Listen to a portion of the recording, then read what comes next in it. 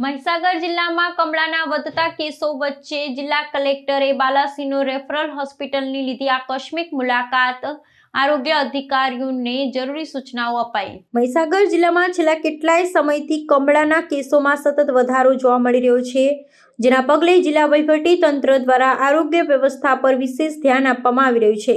આ ગંભીર પરિસ્થિતિની સમીક્ષા કરવા માટે આજે જિલ્લા કલેક્ટરે બાલાસિનોર સ્થિત રેફરલ હોસ્પિટલ અને સામૂહિક આરોગ્ય કેન્દ્રની આકસ્મિક મુલાકાત લીધી હતી।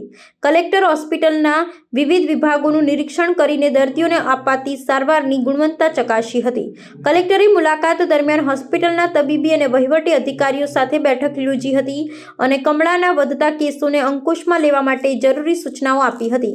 તેમણે ખાસ કરીને પીવાના સ્વચ્છ પાણી અને જાહેર આરોગ્ય અંગે તકેદારી રાખવા પર ભાર મૂક્યો હતો।